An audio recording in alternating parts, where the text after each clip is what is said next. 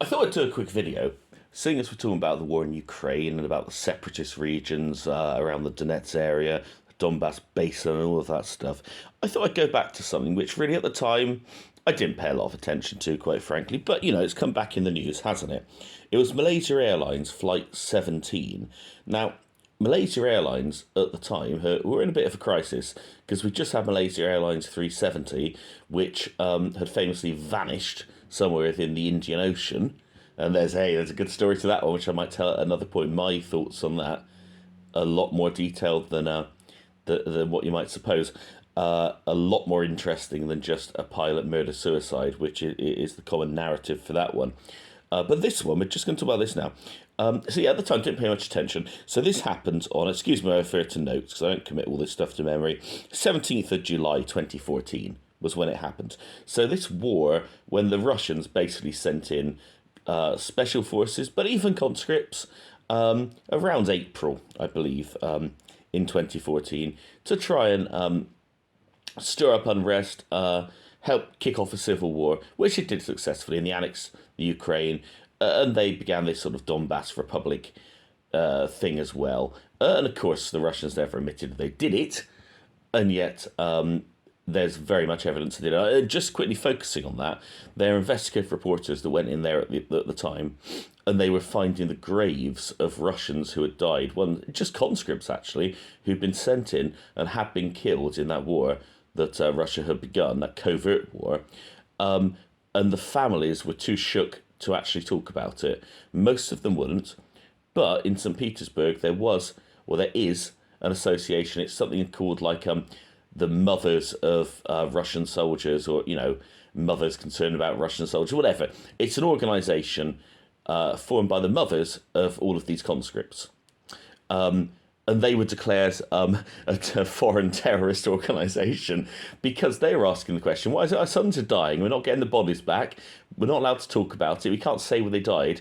We get these little bits of paper saying they died in a special operation.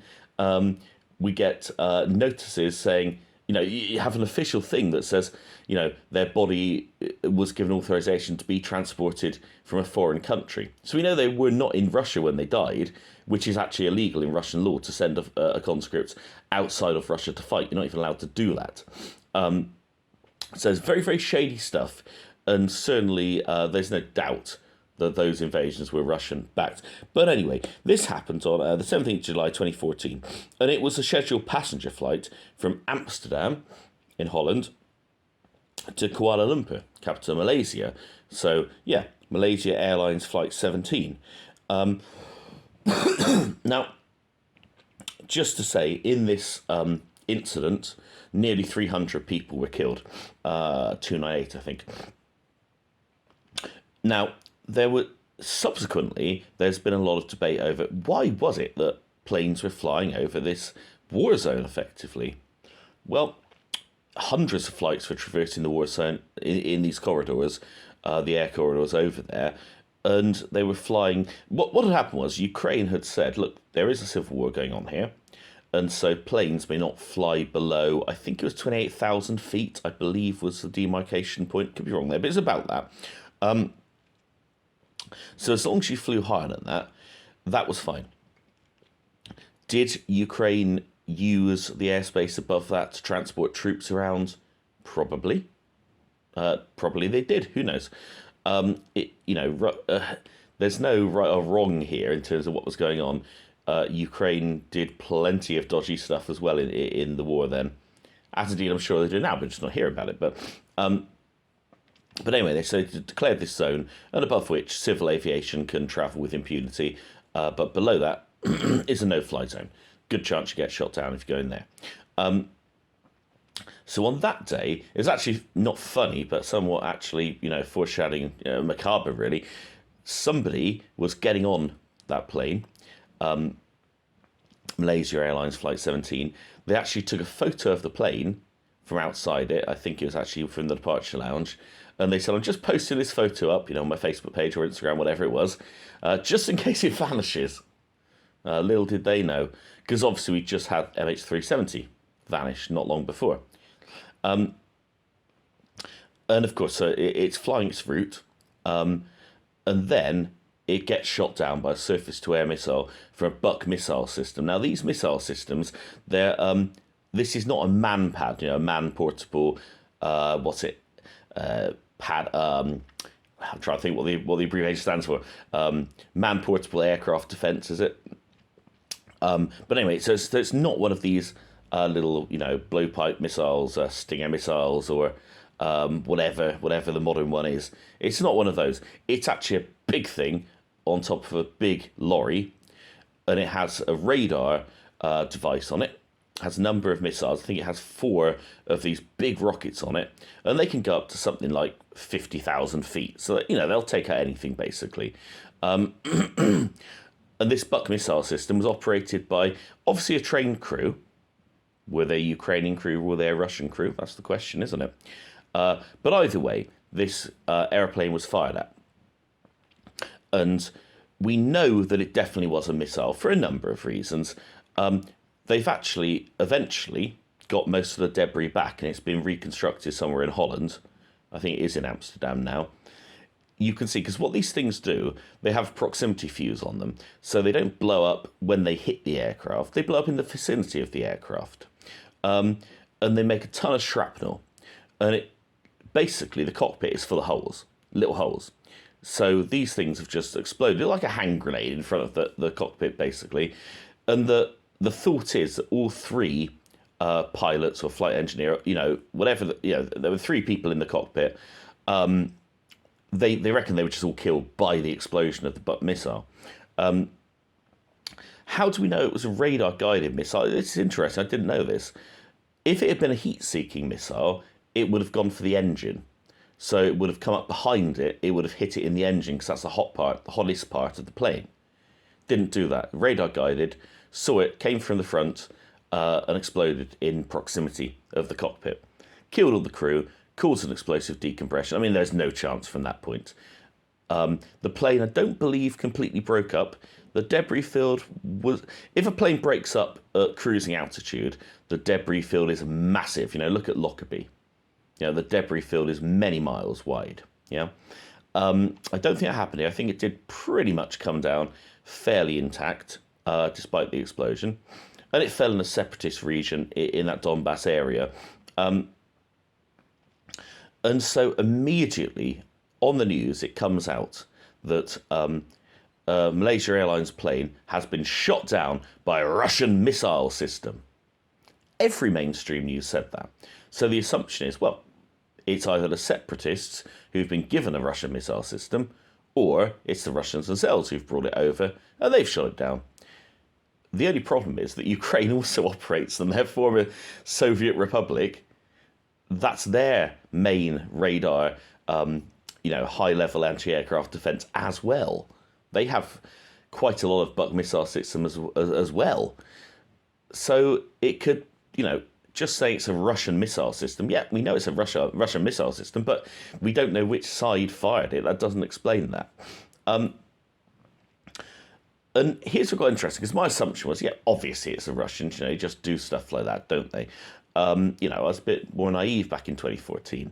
And of course, they put out these satellite photos showing this Buck missile system gradually traversing its way from the Russian border into the separatist region, then going back without even a cover over the missiles on top of it, showing that, one of the 4 missiles had been shot. There's still 3 left in it, one's been shot, that kind of thing. It seemed, maybe it's, Occam's razor. Yeah, obvious explanation is the right one. But then again, maybe not. It was perplexing that they would, if they did something like that, why would you then parade your thing back when you know there's satellites going all over you and stuff? Surely you cover up that vehicle, try and disguise it. But no, it's slowly trundled back into Russia, it seems. Now, the interesting thing was that with the international response, and not many people know about this, and I didn't know until I did a lot more research, immediately an international coalition was formed. Now, when a plane crashes, there are certain rights that different people have. So if you're the operator of the aircraft, you have the right to be part of it. So Malaysia Airlines had the right, Malaysia government, their air investigation had a right to be part of the investigation. Whoever manufactures the aircraft has a right as well to be part of the investigation. I've actually forgotten whether it was a Boeing or an Airbus off the top of my head. So, oh yeah, it was a Boeing, yeah. So America have a right to, Boeing 777. So America has a right to investigate. Depending on the engine manufacturer, if it's Rolls-Royce, then Britain has a right to be involved. If it's CFM, whatever, it's American. But also the country that's had the most fatalities, you could argue, well, they have a right. But ultimately, the person in charge, or the country in charge, the country where it's crashed. The problem is, we have a civil war here. So we have the separatists, you could say they're in charge, but really Ukraine is in charge. And here's what I like about Malaysia, is Malaysia didn't faff around with all this stuff. They're like, no, it's our airplane, we're going to sort this out. So they didn't get they didn't get onto their diplomats and trying to talk to Ukraine and stuff. What they did, they got like one of their military commanders, one of their rapid response kind of military commanders, teamed him up with a few people that know about airplanes, and they just said, get the hell to Ukraine, which they did within 12 to 24 hours. They got straight to Ukraine, and they immediately made their way to where it happened. And here's where it gets suspicious. So they arrived, and they made contact with the leader of the separatist republic there, where the plane had come down. And according to the chap that led the mission, well, he's a military, highly ranked officer. Don't have his name off the top of my head, but I saw an interview with him and stuff. And he said they were really friendly. They said, yeah, please come. And so this little Malaysian team got there. They were the first to get to the crash site, other than the locals who had got there, who were doing a great job as well. Just to say, with the locals, they're marking the bodies where they'd fallen, where they had, ended up. They're marking the little crosses, little flags, different things in the cornfields there, or the sunflower seed fields. And, the locals were combing the area, and also journalists were getting in, because journalists were covering the Civil War.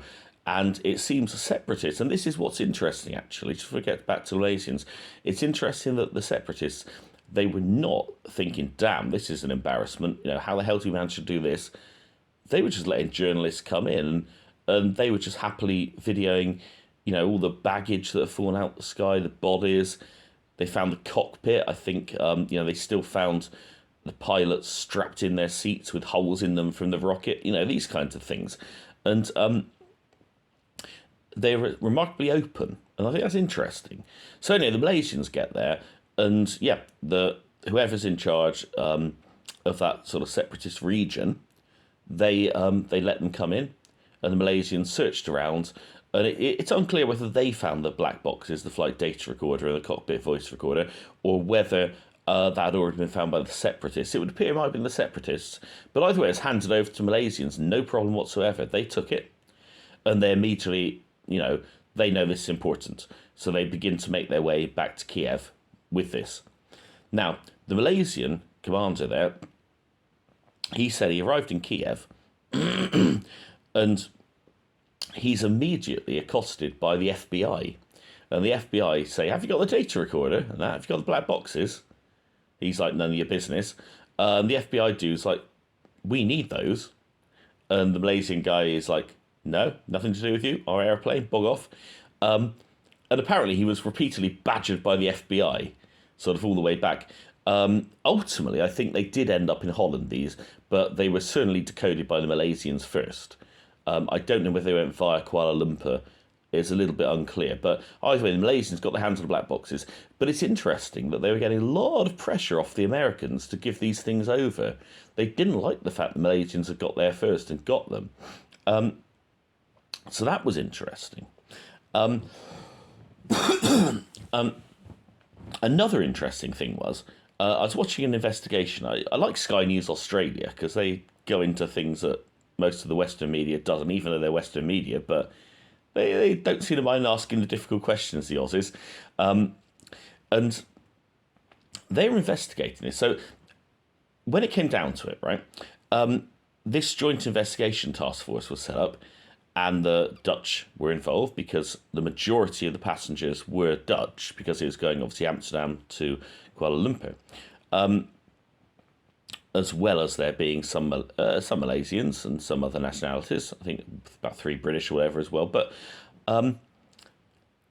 interestingly, they set up this investigation which involved the Ukrainians, the Dutch, and the Americans, but they excluded the Malaysians, even though it was their aeroplane, which was very bizarre.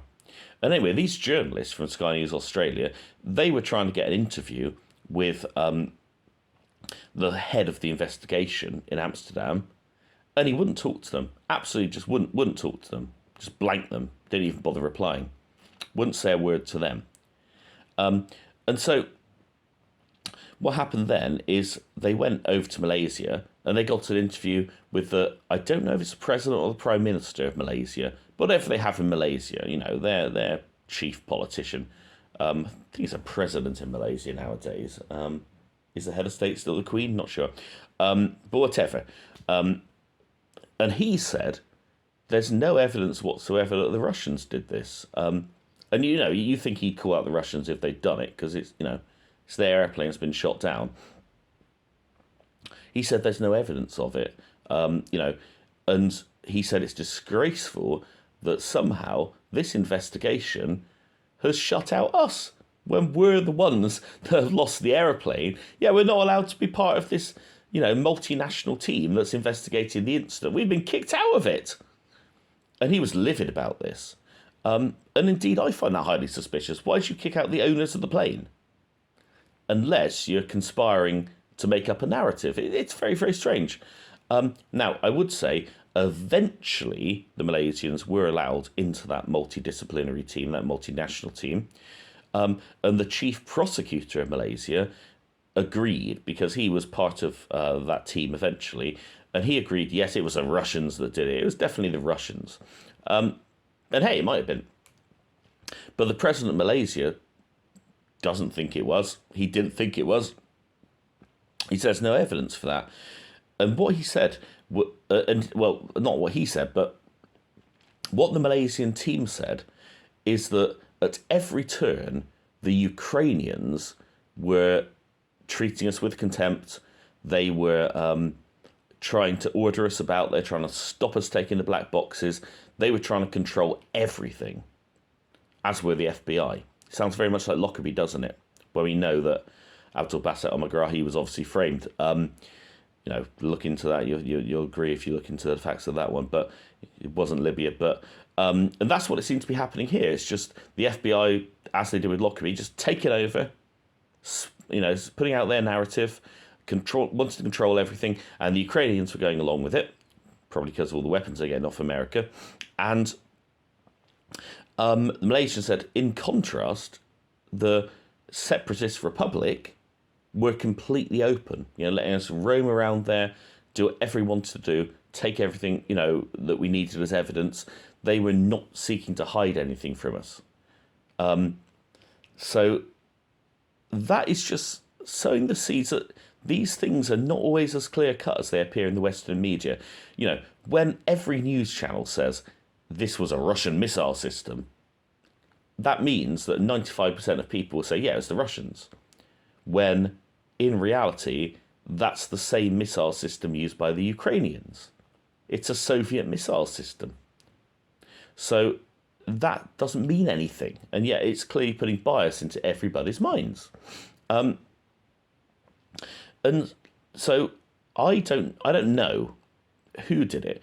Why would the Russians target a civil aviation airliner? I can't really think of a reason, to be honest. Not a Malaysian one. You could say that they didn't know it was a Malaysian one. There are American ones going over there. Everybody was going through our air corridor. And, this missile system, it's not looking at the transponders and looking at which plane's what. So look, they could have thought it was a different nationality.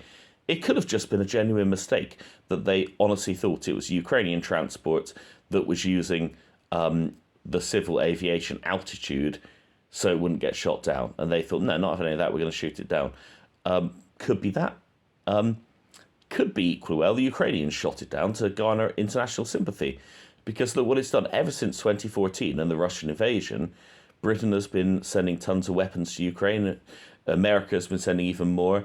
And we're seeing now the fruits of that, the fact that the Russians are bogged down in Ukraine and they're really struggling. That is because of all the weapons systems that have been sent by primarily Britain and America. So that could explain why maybe America wanted a pretext to send weapons there. You know, there's all these things. It's much more nuanced, you might think. And the only bit of evidence that kind of sways me into thinking that this was actually the separatists and they did it by accident, thinking it was Ukrainian, is that cammed footage, which is clearly, it's up on the internet, it's footage taken immediately after the crash. There's footage of it coming down. You see the fireball. It was still heavily fueled. It's got a long way to go. Makes a fireball. And then there's footage of the separatists when they find it. And they're all sort of poking around and they're thinking, damn. And you hear them talking, if the translation is correct. Obviously, I don't speak Russian or Ukrainian, whatever language they're talking, probably Russian.